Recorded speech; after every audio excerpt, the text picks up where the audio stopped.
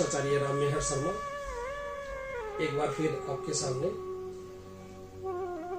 आज का हमारा विषय है आमल की एकादशी महात्म पुराण कथा। दोस्तों, इससे पहले जो है मैंने YouTube चैनल के ऊपर विजय एकादशी के बारे में डाला, आप वहां उसके बारे में सुन सकते हैं YouTube चैनल पे जाके। और इस चैनल को दोस्तों, ये चैनल जो है हमने धार्मिक कार्यक्रमों के लिए बनाया है। आप इस चैनल को खुद भी जो है लाइक करें, सब्सक्राइब करें और दोस्तों को भी इसके लिए आकर्षित करें। नमस्कार दोस्तों। भजमन नारायण नारायण नारायण, श्रीमन नारायण नारायण नारायण, हरि हर नारायण नारायण नारायण। बोले विष्णु भगवान की जय। आमल की एकादशी महात्म महाप्राण महाराज की जय। मानधाता जी बोले, हे वशिष्ठ जी, यदि आप मुझ पर प्रसन्न हैं तो व्रत की कथा कहो जिससे मेरा कल्याण हो। वशिष्ठ जी बोले, हे राजन, सब व्रतों से उत्तम और अंत में मोक्ष देने वाला आमल की एकादशी का वर्णन करता हूँ। यह फाल्गुन मास के शुक्ल पक्ष में होती है। इस व्रत का पुण्य 1000 गोदान के फल के बराबर है। मैं आपसे एक पौराणिक कथा कहता हूँ। एक वैदिक नामक नगर में ब्राह्मण, वैश्य, क्षत्रिय, शूद्र चारों वर्ण आनंद पूर्वक रहते थे। उस नगर में चित्ररथ नामक चंद्रवंशी राजा था। वह महाविद्वान तथा धार्मिक था। वहां के निवासी वृद्ध से बालक प्रत्येक एकादशी का व्रत करते थे। एक समय फाल्गुन मास के शुक्ल पक्ष को आमल नामक एकादशी आई। उस दिन राजा ने प्रजा तक, वृद्ध से बालक तक सबने हर्ष सहित उस एकादशी का व्रत किया।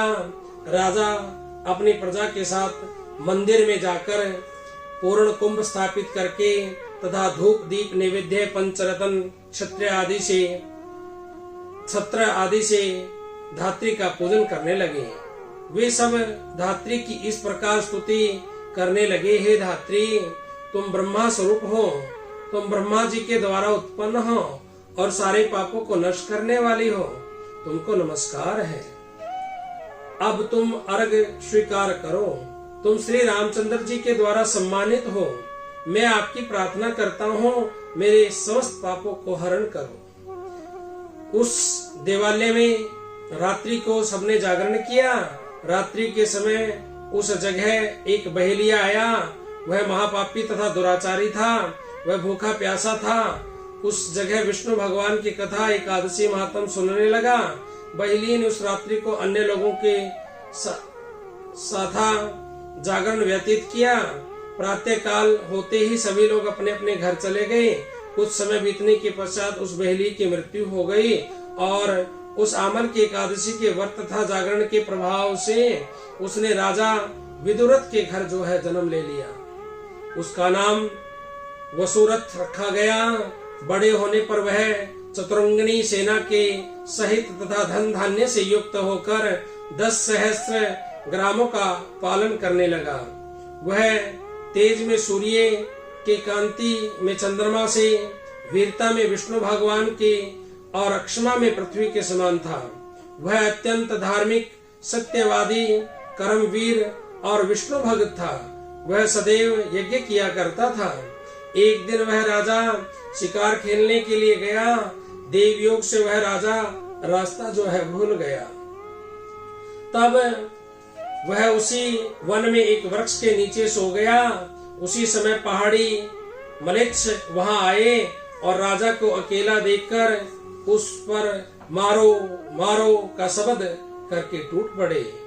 वह मलेच्छ कहने लगे कि इस दुष्ट राजा ने हमारे संबंधियों को मारा है तथा देश से निकाला दिया है, अतः इसे अब अवश्य मारना चाहिए। ऐसा कहकर वह मलेच्छ राजा पर जो है अस्त्र और शस्त्र का प्रहार करने लगे। उनके इस अस्त्र शस्त्र राजा के शरीर पर गिरते ही नष्ट हो जाते और उनको पुष्पों के समान जो है प्रतीत होते। उन मलेच्छों कि अस्त्र शस्त्र पर उल्टा प्रहार करने लगे, जिससे वे मूर्छित हो गए। उस समय राजा के शरीर से एक दिव्य स्त्री प्रकट हुई, जो अत्यंत सुंदर तथा सुंदर वस्त्रों तथा आभूषणों से अलंकृत थी। उसकी जो भ्रुकुटी टेढ़ी थी, आंखें जो थी लाल लाल अग्नि निकल रही थी, वह मलेच्छों को मारने दौड़ी और समस्त मलेच्छों को काल के गाल में पहुंचा दिया। अब राजा जब जगा तब इन मलेच्छों को मरा हुआ देखकर सोचने लगा कि इन स्त्रियों को किसने मारा।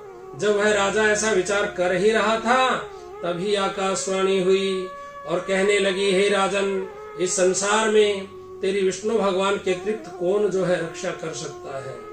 इस संसार में विष्णु भगवान के अतिरिक्त कौन तेरी रक्षा जो है कर सकता है। इस आकाशवाणी को सुनकर राजा अपने नगर को वापिस आ गया और सुख पूर्वक राज करने लगा। महर्षि वशिष्ठ जी बोले, हे राजन, अब यह सब आमल की एकादशी के व्रत का प्रभाव था। जो मनुष्य इस आमल की एकादशी के व्रत करते हैं, वे सब प्रत्येक कार्य में सफल होते हैं और अंत में विष्णु लोक को जाते हैं। बोले विष्णु भगवान की जय। एकादशी महत्तम महापुराण महाराज की जय। भज मन नारायण नारायण नारायण, सेवन नारायण नारायण नारायण, हरि हर नारायण नारायण नारायण। बोले एकादशी महत्तम महापुराण महाराज की जय। आमल की एकादशी महत्तम महापुराण महाराज की जय।